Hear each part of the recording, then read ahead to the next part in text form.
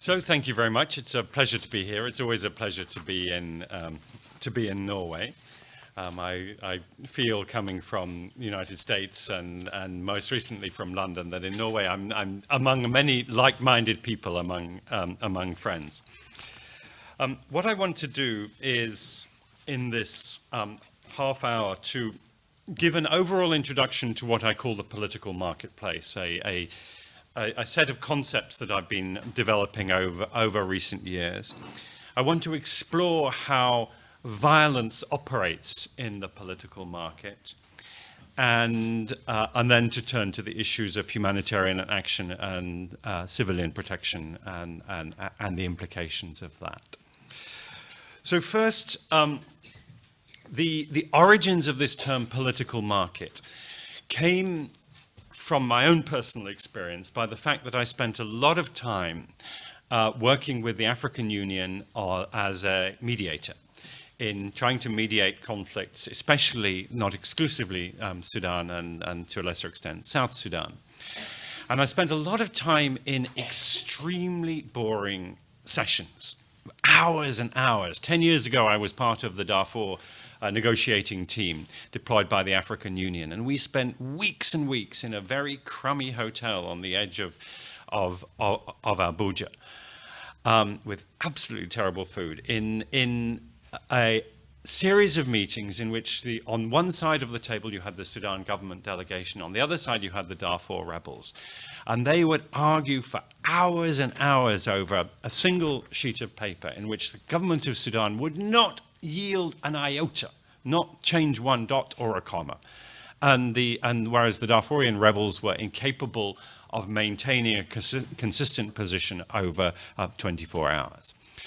And I began to ask myself, why are these people engaged in this? Why are they actually sitting, these quite senior level politicians sitting in these interminable meetings? And my original training as an academic was as a social anthropologist. So I began to think, as an anthropologist, what's really going on?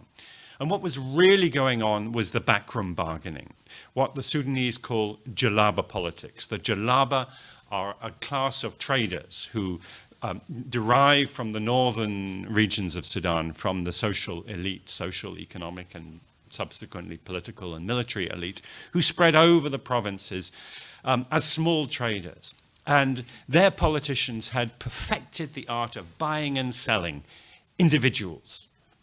In former times, it was slaves. In contemporary times, it is members of the political elite. So the key Sudanese negotiator there saw his job as not signing a beautiful piece of paper, a proto-constitution, but actually assessing the monetary value of each of those Darfur rebel delegates and paying them in cash, and not a dollar more. Also, he had to pay off his own members of his own delegation. And most of the Darfurians understood that perfectly well and played along with the game. So this allowed me to see what was happening, not as a formal negotiation, but as an auction, as a political market. And so I defined the system of governance initially in Darfur, and then I adapted it more widely to neighboring places, to Chad, South Sudan, Central Sudan, Somalia, Eritrea, and so on, as a political marketplace.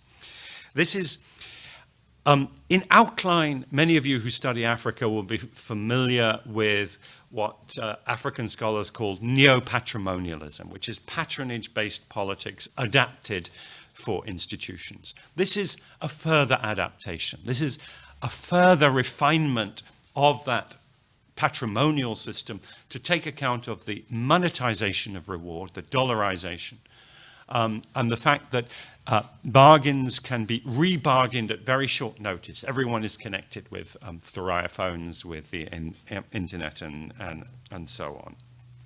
So it's a very contemporary form of governance. What political scientists have assumed over the years is that patrimonial politics will be swept aside by state building, by institution building. And my argument is that no, in Sudan, South Sudan, Somalia, Chad, it is not being swept aside. What institutions there are actually being undermined. What is happening is the marketization of politics. That is the future direction, not only of this part of the world, but I would suggest also of much of the Middle East. That's what we see in Iraq, in Afghanistan, in Yemen, in Libya, and so on. So the political marketplace, a system of governance run on the basis of personal transactions in which political services and allegiances are exchanged for material reward in a competitive manner. We see this everywhere. We see it in the United States. But what we see in the United States and in European countries is that overall institutions, rules and laws still run the show at the end of the day. Not so in countries like Sudan. Institutions, rules and laws are entirely subordinate to this transactional politics. I published a book on it just recently called The Real Politics of the Horn of Africa. This is the cover that the publishers wanted. I said no to this cover. I said it's not really about guns, it's actually about money. And I'm glad to say they agreed. And so this is the cover, which I rather like. I'm very pleased with that cover. It's the Somaliland shilling, by the way, is the currency there. The point being, not so much that material reward drives everything, but that if you are a politician in one of these countries, in order to survive, you have to operate your political enterprise as a business. You can enter politics with an ideology, with the intention of promoting a public good, protecting your community, but you will not survive unless you have some key things, unless you have a political budget. That is the money in your pocket for operating, for buying votes, for buying loyalties, for renting militias and so on, for political services. And you can operate in the political market where the price of loyalty goes up and down according to the laws of supply and demand. And you have the political business management skills. If you don't have those, you'll be shut out. So even a politician with a great message, a great popular rapport will fail if he doesn't have money and if he can't read the market and doesn't have those skills. And in passing, I would say one of the reasons, I think, for the reluctance of so many of those politicians who have some sense of principle to sign up to deals with the government of Sudan or elsewhere in Africa, in Congo with the government of Kabila and so on, is they know that they will not be able to swim in these rough waters of the political market. They will drown. Which brings me to the other key point, which is turbulence. Turbulence is a condition of uncertainty. It's short-term chaos. Think of what happens when you open a tap in the bathroom. Water comes out, and the flow of the water is very unpredictable and chaotic from one moment to the next. But over a longer period of time, it retains its structure.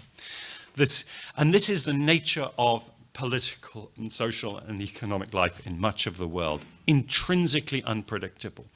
We, coming from countries in Europe, have an intellectual homing instinct on what is predictable, what is long-term, what is stable, what is institution building. Political scientists try and brush away this chaos, this uncertainty, and say, what are the underlying trends? My concern actually is that politics in countries, the countries that we're concerned with, is run on the basis of uncertainty. You survive or you prosper if you can navigate this turbulence, if you can keep your boat afloat in these stormy seas. It's not relevant whether you are sailing your ship of state to some distant shore that is democracy and development and state building. That is not in your concern. Maybe it will happen, but your concern today is staying afloat. And political scientists are terribly bad at looking at decision-making, about how actual things happen in the real world. And so what I'm trying to do is refocus on those decisions and on how real political operators, people like Omar al-Bashir, like Salva Kiir, like Riek Machar, like Isaias Afwerki, actually how they operate in the real world so we can understand it. And these concepts, the political marketplace, the political budget, political business skills, are the concepts they themselves use.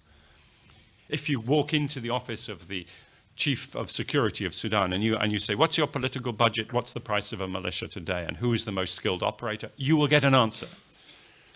if you ask a question about what is the direction of Sudan's state building or what, the guy will look at you blankly. You won't get an answer. Let me now turn to the second theme that I want to look at, which is violence. Because what I would like to suggest is that our views about war and violence have been shaped by an institutional order of nations, of states. We think of war as a defined type of activity and peace as what happens when war ends or before war begins. We think of a distinction between political violence and criminal violence. And I'd like to suggest in this much more disorderly form of marketplace politics, we have different forms of violence. And I list 5 of them here, and I will explore some of those in a little bit more detail in the following slides. And then in the Q&A, we can perhaps explore how we could apply them to particular cases: Sudan, South Sudan, Somalia, Yemen, Iraq, for example.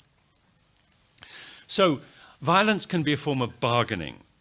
It can be a means whereby somebody who is a provincial leader, a chief or a militia commander, etc., says, I'm not getting what I want from the guys on top. I'm not getting my share of the oil revenue or whatever, or the aid money.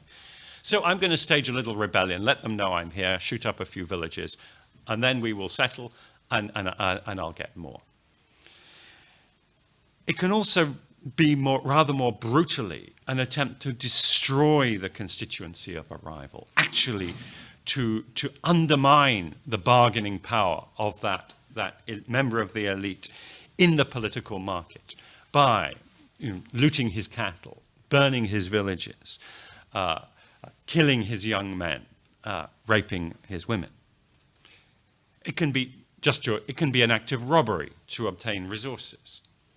It can be a coup attempt just to take the top job. And also, interestingly, it can arise through error. Violence has its own logic. Violence is intrinsically unpredictable, and the best political business managers try and control it and try and restrain it. They don't like unrestrained violence because it's actually bad for their business practices. There's a great book by a French anthropologist, Marielle Debeau, about Chad, where she studied the Chadian sort of military entrepreneurs at the intermediate level, the people who run local militias or have positions, sort of colonel or major positions in the army. And she finds that they, across Chad, they know each other. They're very cordial to each other. They don't hate each other. But very often during the course of Chadian politics, the organization of rebellions and counter-rebellions, the management of this unpredictable marketplace, they may find themselves on opposite sides in a conflict, and they may have to shoot at each other. Even brothers may need to shoot at each other. So enemies derive from the context. They don't fight because they hate each other, because they're enemies. Because of the way that politics is structured and run, they may find themselves with enemies. This chart illustrates a couple of different forms of violence. This chart shows the numbers of people reported killed in Darfur from 2003, when the war broke out, leading to those terrible massacres, 2003, 2004, more or less up to the present day. And what we see is this terrible spike at the beginning. And it's interesting asking the Sudanese political leaders, how did that spike occur? Because the conventional attribution of that war and those massacres is they were threatened, they had a counterinsurgency, and they were racist.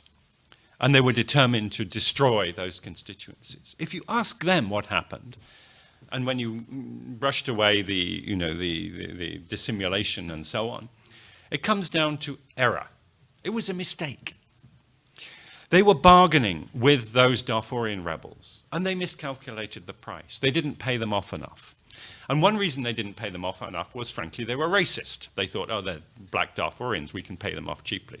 And the Darfurians thought, no, we demand more. So the Darfurians did demand more through military action. And then there was a series of errors in terms of the bargaining, miscommunication. They had very poor political intelligence. It spiraled out of control. And it was a great example of how violence is actually counterproductive. because that brought in the world's attention. The world began campaigning on Darfur, and the Sudanese government suffered terribly. Even though by the time the campaign started, actually the violence had really come down to not normal levels, but levels that were way, way, way below. Levels that reflected a breakdown of governance, a breakdown of law and authority. And what those, and then more recently, a bit of an escalation. And if you try and map those, so large-scale killing was actually declining, but becoming harder to manage. And and it became more widely spread. So you had a pattern where at the beginning of the war, everyone rushed to arms and you had two identifiable groups. And then they were unable to maintain those coalitions, the actual mechanics, the funding, the financing of those coalitions. The government and its militias, the rebel coalition, broke down. And you got an incredibly dispersed pattern of violence. This is just 1 month in Darfur, about four years ago. And you will see incredibly confusing how many different groups are there. And if you had the next month, you would find some of these groups disappearing, others coming. You would find that the groups that were ostensibly enemies are cooperating, and groups that should be cooperating are fighting each other. You will find, for example, the government army fighting against the Central Reserve Police, or the national intelligence fighting against the militias. These are people who are supposed to be on the same side. What's going on?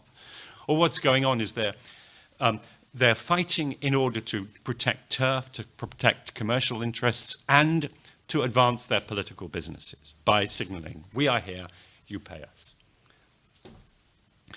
Another form of rebellion that I mentioned earlier is what was called the rent-seeking rebellion. I got a Kenyan cartoonist to draw a cartoon. I hate to call it a comic strip because it's not very funny.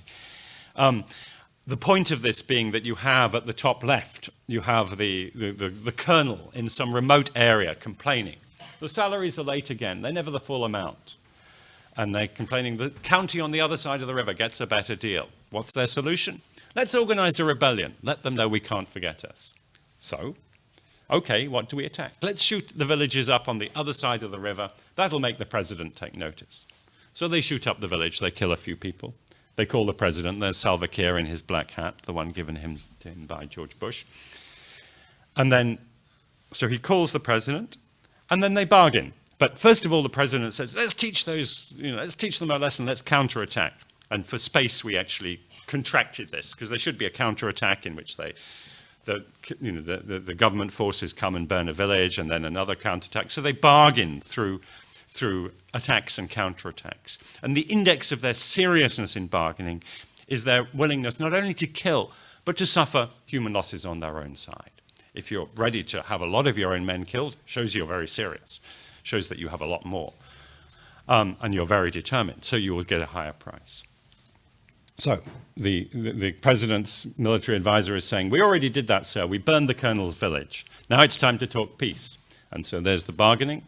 I demand promotion to lieutenant general. I need salaries for 1,000 troops, 5 million compensation. And the president's counteroffer is major general salaries for 750 and 3 million. Then they have a deal, blessed by a bishop. What happened to the compensation money? It all went into people's pockets. And this guy thinks, that's not a bad idea. I can do that too. And there are some South Sudanese leaders who went twice round this circle. Got a deal, then thought that's not good enough, went back to it. So, and as I said, the value of human life is really just part of the bargaining there. We could talk about South Sudan in the Q&A because I think it's very interesting, the current dynamics of South Sudan, which you can analyze through this kind of lens. So let's turn to civilian protection now and what it means in this context. There is a sort of anti-atrocity toolbox that's been developed, particularly in the United States, which I think works on the wrong assumptions about how atrocities develop, why they develop, and what that means for civilian protection. the intellectual lineage of it is the Holocaust. The assumption is that the Holocaust is the paradigmatic case, and that it's intergroup hatred that drives stigmatization and violence and ultimately atrocities against civilians. And I would argue there's some of that, but it's really not the dominant feature of what is happening in these countries in Africa and the Middle East. It's very much a secondary factor. The other great preoccupation of the responsibility to protect debate has been, when do we intervene and how do we justify it? But I think if you look closely at why and how civilians are under threat, it's always political. It's a political reasons, a political calculation, I would say very often in the marketplace, not exclusively, but very largely, according to these marketplace political business calculations. That is what drives it. And so that's what needs to be addressed. So the major issue is the routine violence of this turbulent, militarized political market. So there's a routine, if we accept that these political markets, violent political markets, are here for now, the requirement is a routine mediation, negotiation, political problem solving. Major coercive interventions to stop mass atrocities are only exceptionally needed. They shouldn't be the central policy concern.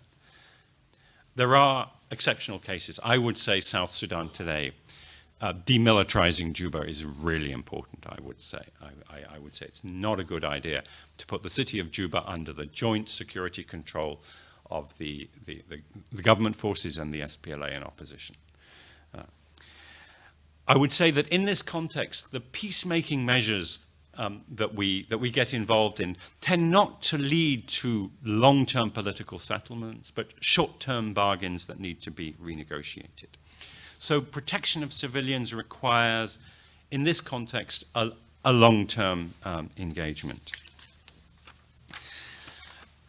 Let me have add a note of optimism here. This is a chart from, I think it's from PRIO, actually. I should have checked before I put it up there.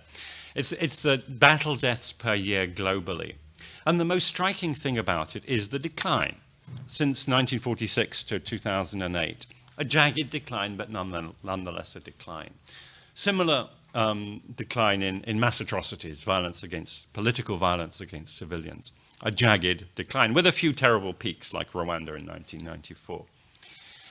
And one of the things I think this tells us is that the age of modern nation states, of revolutions, of interstate conflict, was more violent overall than the age of the political market that we have seen developing over the last 20 years. However, the difference, that's the plus side, there's less violence. Two things on the negative side. One is it's much harder to end the violence in a political market system. And the second is this stops at 2008. But since about 2008, the trend has been upwards. Let me move on very briefly to some of the challenges for humanitarian action, and then I'll stop and we can take some. I can take some questions. If you'd asked me 20 years ago to talk about humanitarian action in places like South Sudan, like Somalia, like Congo and Rwanda, I would have been very, very critical of humanitarian agencies by and by, with exceptions.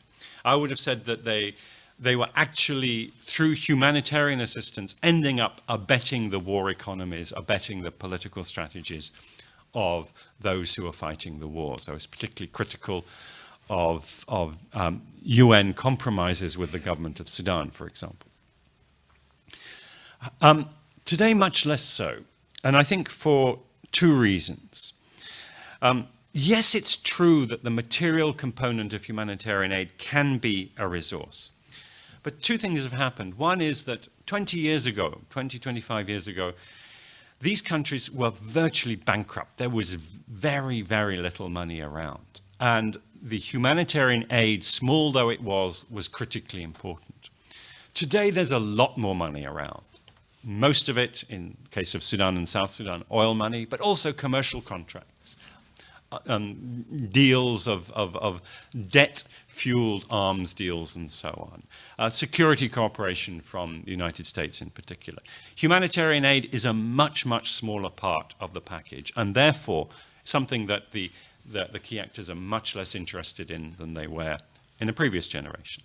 And secondly, the humanitarians have learned. There was some pretty fierce debate 20-odd years ago, some of it quite acrimonious. The outcome of that was learning.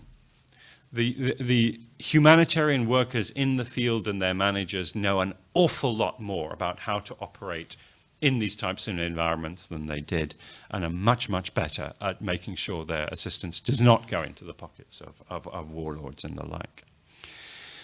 The other main point I want to make is about the nature of local humanitarians here.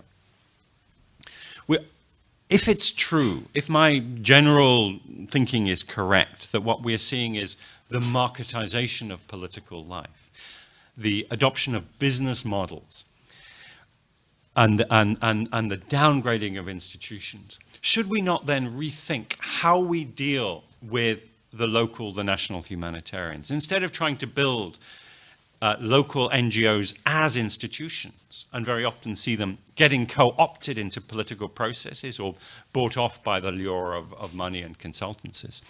Shouldn't we be identifying those individuals who operate, yes, on a business model, but operate with integrity to promote the kinds of public goods that we are concerned about? I mentioned before that if you are a political actor in one of these countries, you need a political budget, you need political business skills. If you are a humanitarian actor, you need the same things too. You need to be able to navigate around this very difficult, this rather dangerous terrain, to protect yourself, to protect your staff, to secure resources, and so on. So you need those negotiating skills, you need those networks, but you also need the reputational element of this. You need to be known as somebody who is somebody of goodwill, good public standing, etc. If you look at judges, for example, it's very interesting to see how judges and magistrates do this over a long period of time, and how they don't make a distinction between their professional life and their personal life. It is all to do with your personal integrity, your personal honor and dignity and respect that you earn from society. So seeing humanitarianism not as a professional career, but a personal political vocation that then demands that we support it as external actors, with an eye primarily to the ethics of how political business is done. And lastly, I had this, the graph of declining battle deaths. I have another optimistic graph to end with, which is the graph of the people who have died in the last 150 years from great and calamitous famines. These are episodes in which 100,000 or more people died from famine or forced mass starvation. There are 45 or so such episodes since 1870. The largest one being the Great Leap Forward famine in China in the 1950s and 1960s. And what is remarkable about this is the decline, an enormous decline. We have famines associated with the late colonial era, with the world wars, and with Asian communism. In fact, China alone is responsible for about 45% of those who died in famine in the last 150 years. And this is dying away. Again, a little alarming uptick. We shouldn't be content with the line not reaching zero. That line should be at zero, and it's not at zero. But by historical standards, we actually have made enormous progress in this field too. Let me stop there. I haven't been keeping track of time, but I will answer some questions in however long I have left. Okay. Okay. Why don't you moderate? Maybe we could take them in bunches of 3. Please, no, is there a microphone? please hand over a microphone. And please announce yourself, but with name and affiliation first. Thank you. Thank you very much, Mr. Dr. It was very interesting. My name is Per Sulgi Kazai. I am a lawyer, international law expert, and I am the Central Board member of the Norwegian Labour Party International Forum. It was very interesting. On a micro base, you really emphasized and analyzed and really made a wonderful description of the situation. But my concern, rather, is about the macro dimensions of such atrocities we witness in the world. And I'm sure I didn't read your book, so my questions might be infantile. But anyhow, I want to pose this question to you: that how about the macro dimension of such violences and how to cope up with them, and namely the role of the international mechanism like United Nations. We have something United Nations called something, I call it Security Council. And then we have these conventions, RTP, protection, responsibility to protect. How we can influence, we NGOs, we the people who are witnessing this scene, which is led by the governments, who influence, because the Security Council is a lame duck, unfortunately, and sometimes they are themselves contributing to this violence during these recent years, especially. How could we influence the mechanism of international law, or namely the United Nations, these protection conventions, in order to contain first violence and also to contribute with the humanitarian aids? Thank you very much. Thank you. We have a set of 3 questions there. Your neighbor to the left and your neighbor to the right. So we'll take that cluster there first, and then we have a cluster for me at the back afterwards. Hello, I'm Christophe Leden. Thanks a lot for a wonderful talk. Could you reflect on the expansion of this political marketplace beyond sub-Saharan Africa? And second, in terms of the longer-term structural measures that you alluded to for the protection of civilians, could you say something more about what you think should be done at a UN level? Thank you.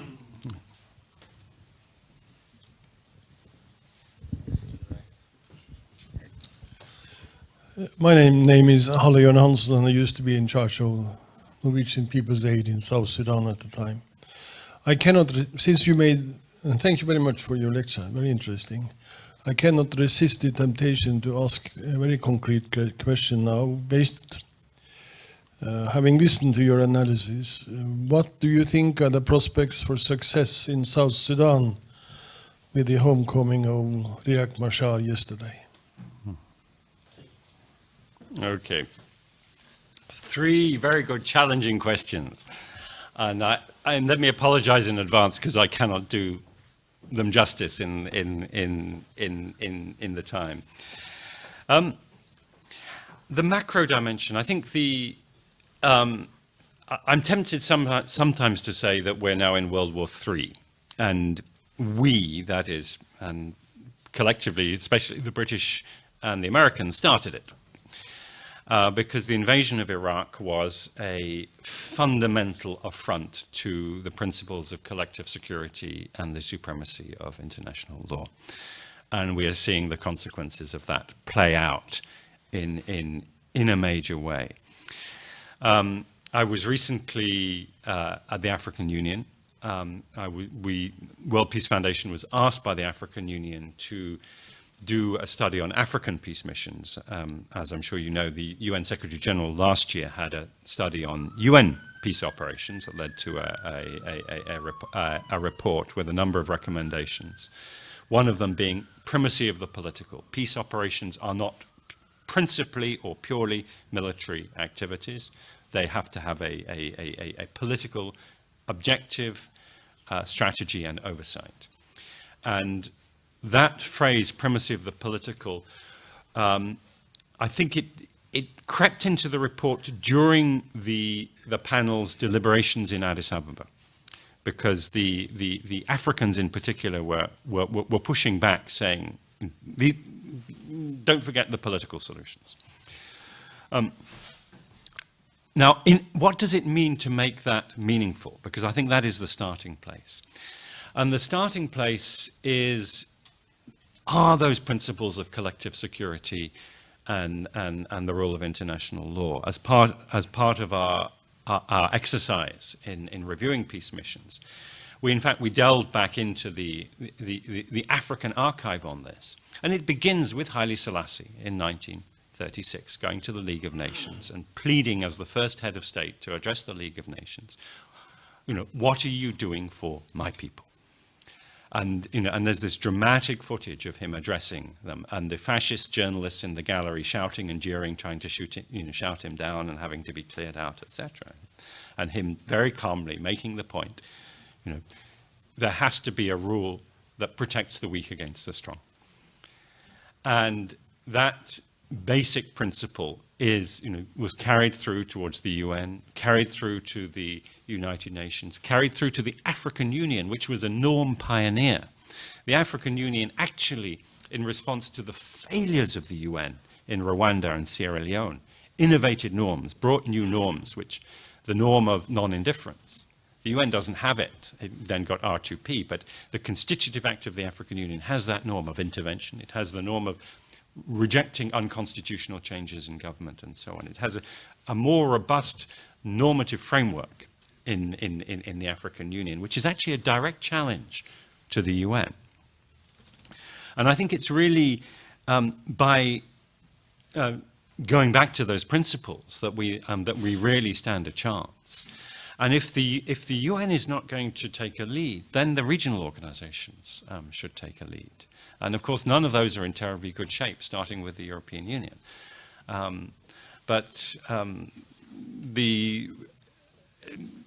I think those foundational principles are absolutely fundamental. Does this go beyond sub-Saharan Africa? I think it does. I think this is a feature, this type of political and economic organization is a feature of the global margins, and particularly those economies that are the most exposed to the vicissitudes of globalization.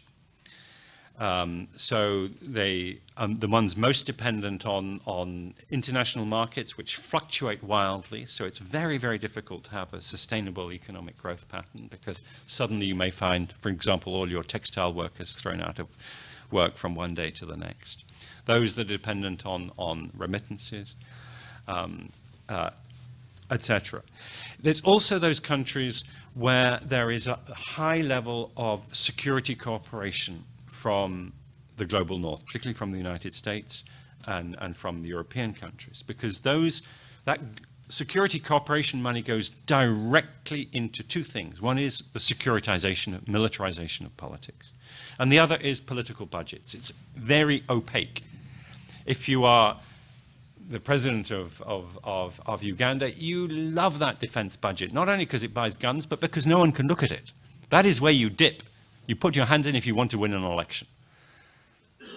You dip in there, or you take your money abroad and put it in British Virgin Islands, and then you bring it back for an election.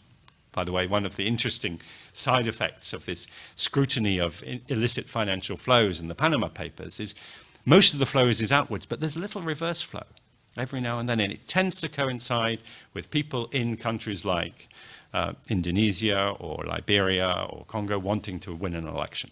So the money comes back for that purpose. So I think it's a wider phenomenon, and it's a growing phenomenon. What are the long-term structural measures? I really don't know. I think in the short term, actually involving political finance in the solution is very important. In my book, I look at in some detail at the case of Somaliland, which is remarkably stable. It's the one place in Northeast Africa which has really had a fairly stable democratic system for more than 20 years. How did that come about? Well, it came about because in 1993, the key business class there, the livestock exporters, the people handling remittance and banking and telecom, actually the telecoms people came a bit later, recognized that for their interests they needed stability. So they had a profit-sharing agreement, and then they drew up Appendix A, which was the Constitution of the Republic. And it's worked. And I think if you can get those who are providing the money, particularly the political money, to club together and say, okay, it's in our interest to have this place stable, it will be stable. The reason why Kenya doesn't go over the edge, in my view, is because most of Kenyan politics is domestically financed, and at the end of the day, those businessmen get together and say, we can't let this go over the edge. So in the short term, that's, that is one route to fixing it. I think it needs a lot more, there's a huge intellectual project there. What are the tools that we use? Because we can't simply say, this is corruption. We need to make a distinction between corruption and legitimate political finance. And we don't know where to draw that line. Because we can't draw it. It has to be drawn by the people running in charge of those societies themselves. Another way out of it is an activist state. The Ethiopians are trying to have an activist state. Rwandese too. That veers into authoritarianism. Is it better to have an authoritarian system than a political market system? Obviously, we'd ideally not. We'd like to have neither. We'd like to have an institutionalized democracy, but we haven't found a way of getting there. And then the third element is the people, mobilizing people themselves. And what we saw, particularly in the Arab Spring, is you can mobilize people to assail and even overthrow a government, but then to institutionalize political authority when you've made some progress in that direction is difficult. The transition we see is, in most cases, it's a transition from authoritarianism to a political market. We saw that in Libya, in Yemen, in Syria, in Iraq. In other cases, Egypt, we see it back to authoritarianism. Prospects for South Sudan. I'm quite gloomy about South Sudan, I must say. I see it as a collapsed political market. The premise, the peace deal that was signed last August, very reluctantly by those leaders, is a classic sort of peace deal derived, modeled on power sharing, wealth sharing, security arrangements. And that works if the budget is expanding. All the peace deals that have worked in Sudan have had two preconditions: expanding budget and a capable business operator at the center. Not necessarily a nice guy, but a capable guy. South Sudan does not have either of those. The budget is shrinking, it's going off a macroeconomic cliff, and we don't have a capable political business operator. So my prediction is it's going to fail. The question is, does it fail hard or does it fail soft? Now, because of the economic collapse, the macroeconomic collapse, just the lack of money that's there, neither of the key operators has the money to dispense to establish a political constituency. They can go to only two places, really. One is Uganda, the other is Khartoum to get it. So they will, and they are. And both those, Museveni and Bashir, will drive a very, very hard deal. They can't come to Norway or the United States because the international community is fed up with them, won't give them free money for all sorts of perfectly justifiable reasons. Meanwhile, salaries are not being paid. And one recipe for violence is don't pay your soldiers, or rather, pay them something that is actually worthless. And so what we are seeing is all these roadblocks springing up as the local soldiers try and extract money. And in that context, bringing an army into Juba, an opposition army into the capital city, an unreconciled opposition army, is insane. What now needs to happen, I think, is for the UN to say this is the case, this is the exceptional case in which we demilitarize Juba and we put our troops in there to protect those people. I very, very rarely advocate this sort of thing, but I think this is one of those cases. I wouldn't be so worried in the rest of the country because as the political market collapses, people retreat into sort of defensive postures. And so, you have these territorial militias. They're not offensive. They're not going to go out and attack anyone. They're basically going to defend their territory. And I think that's a lot more stable. But I'm deeply worried about South Sudan. Thank you. We have a nice cluster of 4 at the back. Yes. We'll take those. 5. Actually, we'll do 3 and 2. Thank you very much, Professor Alex de Waal. You are a very renowned personality, especially in South Sudan circle and Sudan. My name is Daniel Jock from South Sudan. I'm really happy that you highlighted some of the crucial points which actually are the root causes of the conflict in South Sudan and Sudan for that matter. During the last year, in 2014 and 2016, 2 incidences had happened at UNMISS camps. One in Bor, and the other one recently in Malakal, in which several civilians were unfortunately killed by a mob organized by the government. And the UN peacekeepers who were actually present in these 2 UNMISS camps, they were helpless to protect the civilian.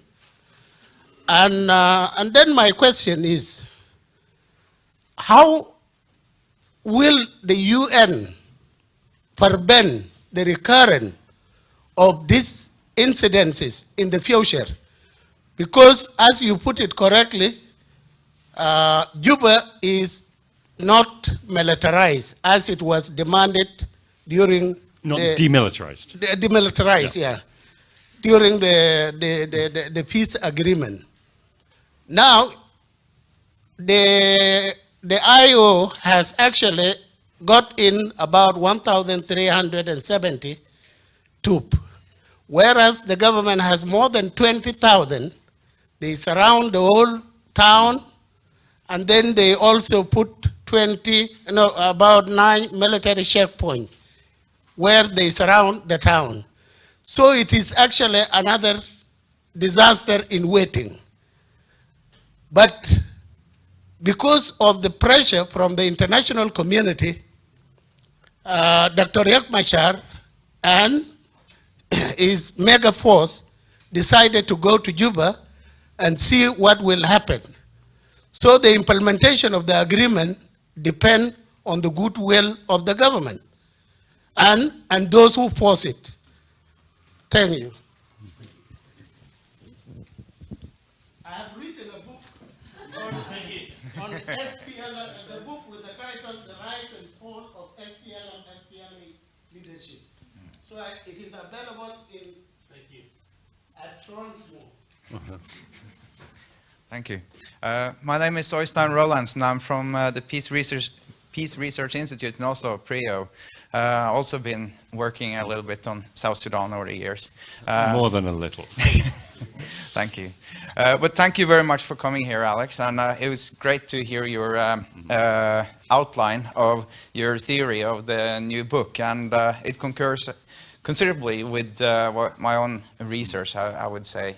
Especially I'm happy to see the way that you are including the questions of violence and collective violence into the kind of broader theory of neo-patrimonialism. And I think you're explaining 2 things that are extremely difficult to explain in a very easy to understand manner, both the issue of neo-patrimonialism and the politics of Sudan and South Sudan. I think my question is it a little bit too simplistic, perhaps? I'm not necessarily saying that it is, but I have a couple of or 2 cases that I wonder if you can help me to understand through your way of approaching this. One is the question of local violence in South Sudan, especially what has been somewhat wrongly termed youth violence, where we see local groups that go against each other in a cycle of revenge violence, which arguably has claimed more lives in South Sudan since 2005 than the larger macro-political violence, if you can put it that way. So how do we put these kind of smaller fights that sometimes mobilize thousands of people into quite destructive violence? How does this fit into the larger political marketplace theory? And the other one is the case of the trial that was in Juba in April 2014, where 4 people were standing trial, partly as, I think the idea was that they were going to be scapegoats for the outbreak of the civil war in 2013. They were standing trial in Juba for high treason, asked and supposedly then for starting the war. But for some other reason, they were acquitted. And the question is that then a kind of a miscalculation of the kind of political marketplace from those orchestrating the trial, or is there another explanation that we can find for why the judges and the people involved, the judicial people involved in this trial decided to acquit the 4 instead of making them the scapegoats that they were supposed to be? Yeah. Continue passing on the microphone to your left. Thank you. My name is Tor Christian Birkeland. I am a peace advisor for the Christian Council of Norway, Norges Kristne Råd. I've been leading a working group among the church-based organizations in Norway looking into unarmed civilian protection. And some of your description of how local humanitarians should operate was very similar to how UCP operates, except for the part with the political budgets, I think. The actors involved in unarmed civilian protection are very concerned with building relationships with all the different actors and doing what they can locally to facilitate dialogue and to negotiate. But the political budget sounded unfamiliar. So I was wondering if you could tell us what an ethically sound political budget would look like from a humanitarian actor. Okay. Okay, three great questions. How will the UN prevent violence? I mean, the UN in South Sudan is sadly demoralized, confused, and was not really appropriately set up. It was not fully clear. I mean, it was asked to do a number of things, which were all very legitimate back in at the time of independence. Times changed, and it was not able to adapt quickly enough to the changes. UNMISS did not have the mindset that the major threat to civilians would be the South Sudanese security force and military forces themselves. And it took some while to wake up to that. And then when the conflict broke out and the UN had neither warned about it nor taken action to prevent it, the UN was then marginalized in the peace process. And as part of that marginalization, what then happened was that the IGAD countries, the neighboring countries of Ethiopia, Kenya in particular, took the lead in proposing what they called a protection and deterrent force, which would, and African Union ceasefire monitors, with the implication that you would actually have 2 parallel international intervention forces in South Sudan. The UNMISS, which by this time, within weeks of the war breaking out, was primarily concerned with protecting about 200,000 people that had run to UN bases and were taking shelter there. And then another force that would be out doing robust ceasefire monitoring and protection and deterrence. And the rationale for that was that the South Sudanese armed groups would be sufficiently scared of having the Ethiopian, Kenyan, Rwandese forces over the horizon that could be called upon at a moment's notice if let's say, they attacked an Ethiopian battalion. Now, the UN decided that this was not a good idea to have these two parallel forces, so they were folded into one force, as you know, UNMISS. But in doing that, part of the real rationale was watered down. And I think that, generally speaking, I think that there's an overuse of robust stabilization, protection, peace support operations. I think that much overused, but I think this is a case where in the key cities it would be appropriate to deploy an intervention brigade drawn from the neighbors in Juba and in a couple of other towns, with a different concept of operation, different rules of engagement to the regular UN forces. And the Ethiopians and the Rwandese are capable of doing that if they have the right command, the right infrastructure, the right mandate, the right concept of operations. Or at least I can't think of a better plan. Is the political market too simplistic? It is a simplification. It's quite a radical simplification. It's true. Local violence, it's one of the things that strikes me and puzzles me, is the rapidity with which small incidents of violence escalate in contemporary South Sudan. So that you get you get an incident of adultery, which comes, even before it's brought to court. They're armed young men, mobilizing to attack each other, and then you get a brawl that escalates and a dozen people are killed. And this sort of thing happens in one configuration or another very, very often, and I don't have an explanation for it. I would love to hear what an explanation of it is. The case of the treason trial is, I think, very interesting, because I think it's actually a very good exemplar of the performance of public integrity by figures who have those political business skills and who decide for that, because of their integrity, because of they want to promote and protect their integrity, and also because they calculate that they can get away with it, they can succeed.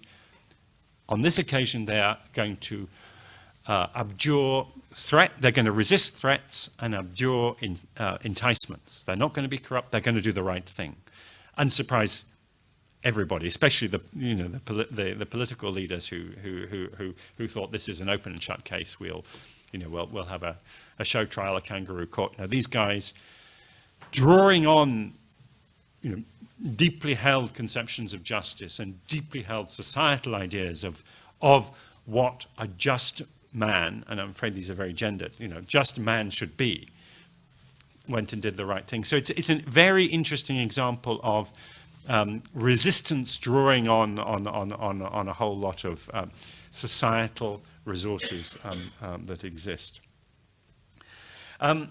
Which brings me to the point about unarmed civilian protection. I think that is the greatest resource. And actually, if you're in the position of being able to say, no, we're not taking any money. We have no guns, we're conspicuous in not having guns, and we're conspicuous in not having money. All we have is integrity, values, and respect, and the respect that comes from that. You can achieve an awful lot. It is a risk, but actually it's in societies where respect and dignity are very deeply embedded values. This is a huge resource. And I think if we look at, just taking a step back, the model of peacemaking, if we go back 20 years, it has a lot to do with the experience in Southern Africa, with what happened in Namibia, with what happened in South Africa, where you had models of peacemaking that had all the elements of transitions to new orders that we now try and see in places like South Sudan. But actually, it wasn't that, I would argue, it wasn't that institutional formula and that framing of the questions and dividing of the agenda into politics, economic, security, transitional justice. That wasn't the key thing. The key thing was that in those societies, in Namibia and in South Africa, also if we go back to the 1979 settlement in Zimbabwe, there was a core set of socio-cultural, often religious values that were shared, which meant that they could fundamentally trust one another. I mean, some of the key moments in the South African negotiations occurred when there was an unwritten deal in which the apartheid government would say to the ANC leaders, we can't write it down, you just have to trust us. And both sides, coming from that Calvinist tradition, said, okay. Now, by importing the institutional sort of superstructure of that to a very different circumstance, and ignoring what are the common values in that society, or downplaying them, I think we're missing something very fundamentally important. Which is not to answer your question about what an ethically sound political budget would look like, which I'm going to have to think about. Thank you very much. We have 3 more questions and 6 minutes. Okay, I shall be brief. Do you think we can manage, or we can keep them for the Q&A towards the end too? So we'll try to take the questions, and we'll all be very, very brief. We'll start there, move along, and then towards the end. Very brief, please. Thank you. Kathleen Jennings from FAFU. Thank you for a very interesting presentation. As someone working on UN peacekeeping and gender, I feel compelled to ask about the role of women in the political marketplace. Especially in terms of mediation and these kind of questions where there's a strong push to get women involved around the negotiating tables in mediation. So I just wonder if, in the situations you describe, are women more than just bodies to be fought over, or do they play a sort of real role? And if they don't, what does it say about is it just political correctness to get women at the negotiating table, or do they actually bring something to the table? Okay. Yeah, I'm Endre Stiansen. I'm now with the Oslo Governance Center to UNDP. I'm making this as a private observer, and I have some experience from Sudan and South Sudan. Alex, I was very interested to hear your theory on what was going on in Abuja, the Shida Hotel. I'm still trying to figure out what went on and what people were talking about, but I'm glad for your insights.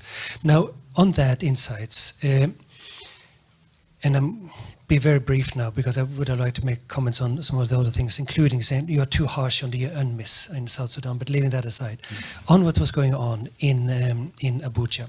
Now, suppose your analysis is right, that's what's going on, is a marketplace, and we're in the corners, margins, the closed corners, the dark rooms, and there was always dark rooms because the electricity was always going out.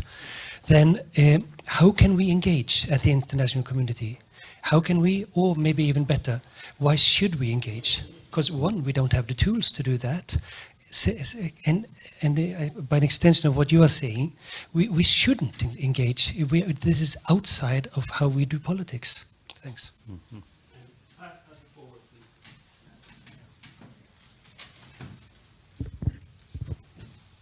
please. Yes, thank you. I'm Camilla Vassink with the International Law and Policy Institute here in Oslo. Thank you very much for your presentation. I just had a question on your view on humanitarianism or your comments. You mentioned that you saw local humanitarians should be, I think you said, a personal political activity first and a professional activity second. And at the same time, you talked about the evolution of humanitarianism and the tremendous improvement within the sector, I would say, over the last couple of decades, which I think in large part is due to a professionalization and the acknowledgement that good intentions is not enough to have a positive impact. So do you see this as potentially contradictory in some way? And could you comment on that? Thank you. Okay. Okay, gender. The political marketplace is thoroughly gendered. I mean, actually, and all these issues are gendered. I mean, one of my, when I present this graph, I describe these as man-made famines. I haven't yet come across a woman-made famine. This is profoundly gendered. And I had a very interesting exercise about 12, 13 years ago, getting a women's groups together in Sudan, North and South Sudan, to talk about peace. And to our surprise, they were resistant to the type of peacemaking that was going on among the male political elites. And we were taken aback. We thought, women, they're going to be pushing the peace. They weren't. And the reason was they saw the peace deal. It took me a while to figure this out. They saw the peace deal as a bargain among the elites that was neglecting the issues they cared about. And I think the type of peacemaking that we see, these bargains, it's a very, very gendered male activity. And I think there's some discomfort about getting women, not just in as tokens, we can always get a few women in as tokens, but getting a properly gendered representation and a gendered agenda to these talks, because they're going to be a lot more difficult. Because you're not going to make these quick deals. You're going to have, it's much tougher. So in brief, I think this is really something to pursue. Andre, we should engage because we care about it, and also because we're part of it. Particularly, if I'm addressing an audience in Washington, they're very much part of this. A lot of what is very much internationalized, dollarized, not only through security cooperation, but through corporations, through all sorts of activities. We are part of it. So we're not only fixing, quote, sort of coming in to fix them, we also need to fix ourselves. But how do we do it? I hinted earlier at the importance of looking at the business sector and getting them together. I would think for Somalia, for example, it's just beginning to happen now, 20 years too late. Getting the Somali business sector together to talk about political funding and how they could work together, enormously important. And in many countries, Congo, for example, that means getting in global corporations to talk about this. But I think I don't want to get too far ahead here, because I think there's a lot of intellectual tools and policy tools that we need to sharpen before we can really do this properly. Economists and people who study industrial competition and so on have a lot of really, really interesting analysis about how markets work, whether they will become more competitive in terms of having a lot of small players, or monopolistic, having just a few large players. And these are the sorts of tools that we need to bring to bear on this type of problem. And then I think we can see ways in which we can intervene. Interesting, and then lastly, interesting question about professionalization of humanitarian action. To be honest, I haven't really thought this one. I haven't really thought this through. I would say that the decline here is more to do with the decline of the political conditions that generate famine, the end of communism, the end of major wars. The decline from the 1980s, which is a more modest but very significant decline, is to do with professionalization in terms of things like medical care, water and sanitation, delivery of food aid, and so on. I think that the hard cases that we are left with now, this sort of residual cases of really, really tough things to fix, Somalia, Sudan, Mali, Yemen, etc. That's where you need to bring those professional skills, but they need to be managed by by people who have these particular skill sets of business skill sets, if you like, of handling these very complicated situations. So that would be my answer. Thank you very much.